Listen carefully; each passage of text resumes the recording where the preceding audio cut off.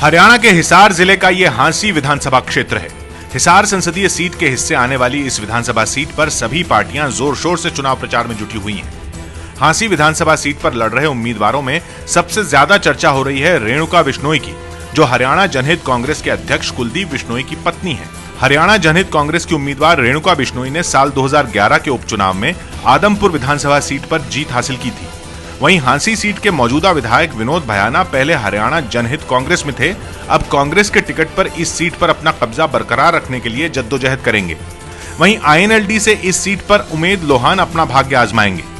BJP ने Hansi seat के लिए प्रदीप छत्रपाल सिंह पर अपना भरोसा जताया है। सभी पार्टियां अपनी अपनी जीत के दावे कर रही हैं, मगर स्थानीय लोगों का कहना है कि किसी भी नेता ने क्षेत्र की बुनियादी समस्याओं को दूर करने के लिए कोई ठोस पहल नहीं की। हांसी के ऐतिहासिक स्मारकों की हालत तो जर्जर है ही, स्थानीय पार्कों को संवारने के लिए भी ठोस कदम नहीं उठाए गए। हांसी में दिन ब दिन तेजी से बढ़ते अपराध ने लोगों का जीना दूभर कर दिया है। बड़े व्यापारी अपराध की वजह से यहां से पलायन करने के लिए मजबूर हैं। विधानसभा चुनाव में जनता किस पार्टी के सिर पर सेहरा बांधती है, इसके लिए आपको चुनाव के नतीजे यानी 19 अक्टूबर का इंतजार करना पड़ेगा।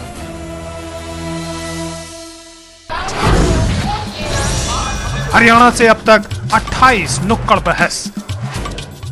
एबीपी न्यूज की नुक्कड़ बहस पहुंची है आज हरियाणा के हांसी में। हांसी जो कि 5 गेटों से बना है, एक ऐतिहासिक जगह है। हरियाणा की कई ऐसी जगह हैं जहां पर इतिहास जुड़ा हुआ है, उनमें से ही एक है हांसी। हांसी की जनता का मूड क्या है, क्या चाहती है कि कौन बने मुख्यमंत्री हरियाणा से, इस बारे में बातचीत करने के लिए हमारे पास यहाँ की 4 पार्टियों के नेता जो हैं वो मौजूद हैं। हजगा से रविंद्र बहार जो कि शहरी प्रधान है, बीजेपी से मनदीप मलिक शिक्षा प्रकोष्ठ प्रदेश संयोजक हैं बीजेपी से, योगेंद्र योगी जो कि युवा नेता हैं, केस कला बोर्ड के चेयरमैन भी जो हैं पहली बार बने हैं, राजीव शर्मा जो कि शहरी प्रधान हैं इनेलो से। सबसे पहले बातचीत शुरू की जाएगी कांग्रेस से। ये बताइए योगेंद्र जी कि यहाँ की स्थिति कैसी है, पहले तो आप ये बताइए फिर मैं बताऊंगी कैसी है। देखिए, जो प्रदेश का जो माहौल है, अभी जो बाकी पार्टियां हैं उनको तो यही नहीं पता कि उनका मुख्यमंत्री कौन बनेगा। नहीं, हांसी की स्थिति कैसी है ये बताइए। हांसी की अच्छा है, बढ़िया है। हांसी की स्थिति बहुत अच्छी है और एक ऐतिहासिक स्थल है। हाँ, हमारी क्यों फिर इतना क्राइम बढ़ गया है यहाँ पर पिछले 5 साल में?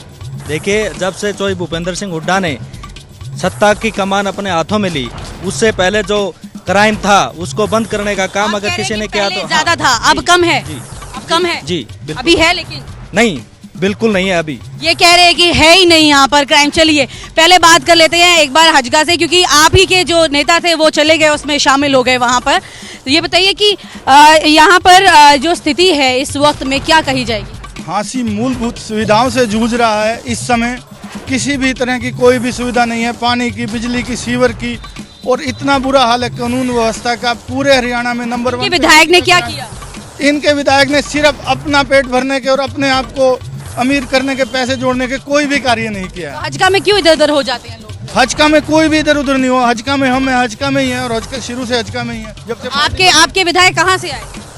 नहीं, देखिए, वो हजका से आए हैं, इस बात में कोई दो राय नहीं है, लेकिन जो उनका आने का कारण था वो यही था कि मैं हजका से आए हैं, विकास करूं। विकास हुआ ये बताइए, बीजेपी को लगता है विकास हुआ? यहाँ पर कोई विकास नहीं हुआ। विकास के नाम पर विधायक का और जो सीपीएस विनोद भयाना जी है उनका घर का विकास हुआ। यहाँ पर एक प्रसिद्ध मेम का बाग, उसको लूट करके प्रॉपर्टी डीलिंग का काम किया, और ये सारा का सारा मुख्यमंत्री भूपेंद्र हुड्डा के इशारे पे काम हुआ।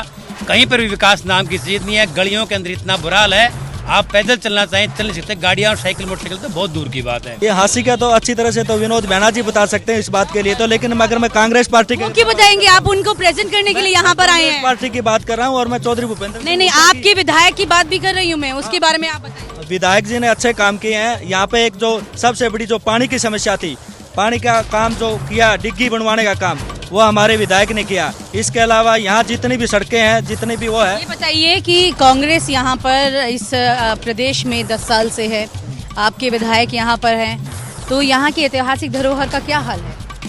देखिए, उसका ऐतिहासिक धरोहर की जहाँ तक हम बात करते हैं, वो जिसका बाग था, अगर उन्होंने लिया है, अगर उन्होंने मोल लिया है तो खरीदने में क्या दिक्कत है, उनका अपना काम है। लेकिन ये कह रहे हैं कि इसकी भी सफाई दे दी है। सबसे बड़ी बात है कि जो ऐतिहासिक नगरी है हांसी, उसकी धरोहर को इन्होंने बेचकर अपना पेट भरा है लोगों के लिए। आप ये कह रहे हैं इन्होंने तो गरीबों का अनाज भी खा लिया। ऐतिहासिक धरोहर का क्या हाल है? ऐतिहासिक धरोहर इनमें बिल्कुल बेच के खाली है। और कानून व्यवस्था की जो बात करते हो आप कि झांसी के अंदर अगर किसी का सबसे ज्यादा फलना फूलना है तो वो चोरों का, डकैतों का और लुटेरों का, उनके सरगना यहाँ के सीपीएस विनोद भ्याणा जी हैं। अदरवाइज जैसी पोजीशन मैं इस बात पर जा नहीं रही थी, लेकिन आपके ही साथ में खड़े हैं बीजेपी वाले और सवाल उठा दिए उन्होंने, इसका जवाब दीजिए। देखिए, जहाँ तक उनकी छवि की बात है, ये अपना व्यक्तिगत इनका विचार हो सकता है, लेकिन उनकी यहाँ की जनता जो है उनसे भी पूछ लेते हैं कि ये व्यक्तिगत विचार है या नहीं है। ये बताइए आप लोग कि यहाँ के जो विधायक है कितना आप लोगों से मिलते हैं और कितना यहाँ की गंभीरता समझते हैं मामलों? मैम, वो मिलते तब है जब किसी बच्चे की नौकरी लगानी हो तो पैसे दे के वो नौकरी जरूर लग जाती है झांसी में, ये बात सच है। और मैम, यहाँ के मैं आपको बताता हूँ यहाँ का क्या हुआ था। उन्होंने दल बदल इसलिए किया, उन्होंने अपने व्यक्तिगत छोड़िए, दल बदल छोड़िए, ये बताइए कि यहाँ पर आप लोग क्राइम को लेकर के कितना अपने आप को फील करते हैं, सेफ हैं? क्राइम मैम, भूपेंद्र सिंह हुड्डा के अभी भी इसी टाइम में, विनोद भ्याणा के टाइम में भी इतने मर्डर हुए हैं कि आज तक नहीं हुए। झांसी में कोई उद्योग नहीं आया है सिवाय लूटने के। विनोद भ्याणा ने और कांग्रेस ने क्या था? तोड़ने का काम किसने? यहाँ का विधायक पैसे लेके काम करता है, पैसे लेके नौकरी लगवाता है, 5 से 10 लाख रुपए। ये भी बोल रहे हैं, युवा भी बोल रहे हैं विधायक पैसे लेके। यहाँ की जो धागा मिल थी उसको तोड़ने का काम, बेचने का काम किसने किया? मैं एक सवाल पूछ। स्टूडेंट्स हिसार क्यों जा रहे हैं, सबसे पहले जवाब दीजिए। यहाँ की उसी की बात मैं कर रहा हूँ। स्टूडेंट्स हिसार क्यों जाते पढ़ने, यहाँ पे क्यों नहीं ध्यान? यहाँ पे कॉलेज है, यहाँ पे लड़कियों के लिए कॉलेज है, लड़कों के लिए कॉलेज है, ऐसी बात नहीं है। और यहाँ पे जो बीएससी की क्लासेज हैं वो भी शुरू हो चुके हैं, ऐसी बात नहीं है। वो अपनी देखे, अगर उनका इच्छा हिसार जाने के तो हिसार भी जा सकते हैं। 10 साल तक लगातार मुख्यमंत्री भूपेंद्र सिंह हुड्डा रहने के बाद झांसी आने के पश्चात उन्होंने कई घोषणाएं की, खेल के ग्राउंड बनाने की बात हुई और अन्य कॉलेज खोलने की बात, लेकिन एक भी कोई भी विकास के नाम पर कहीं भी कोई जगह नहीं हुई जो उनके एक भी फायदा हुआ हो, कहीं किसी का भला हुआ हो। देखो, सारे झांसी के यहाँ खड़े हैं, नेता भी खड़े हैं। आज के दिन जो राशन इन्होंने खाया, जो गरीबों को राशन मिलना था, इन्होंने बेच खाया। इन पे मुकदमे भी दर्ज हो गए। ऑटो मार्केट की नींव रखी क्या थी किया? आज से 15 साल। सवाल है मेरे पास एक सवाल है। परेशानी बताइए। मेरे पास ये है परेशानी, ये बाहर के व्यक्ति ले आते हैं बीजेपी वालों को इतना नहीं पता, जो कार्यकर्ता इनके मर जाते हैं और बाहर वाले लोग ले आते हैं। 2 दिन पहले की बात बताता हूँ, आज से 1 महीना पहले यहाँ पर बीपीएल की जो गेहूं आती है ना, बीपीएल की जो गेहूं आती मैडम, उन गेहूं के ऊपर पानी डाल के उनका वजन बढ़ाने के लिए डिपू पे देना काम किया। ये विधायक की मिली और मैडम एक मिनट, अगर झांसी के अंदर नगर परिषद की तरफ से या कोई गली बनानी है या टेंडर कोई भी लेना है ठेकेदार ने, वो ठेकेदार ने पहले विनोद भ्याणा से मिलना पड़ेगा। उसने पहले सारे रुपए देने पड़ेंगे। फिर ये हालात हरियाणा में अब की बार भारतीय जनता पार्टी की सरकार बनेगी। क्यों? सरकार किसकी बनेगी ये बात की बात है देखने की, लेकिन सवाल ये उठते हैं कि जनता के हालातों के बारे में सरकार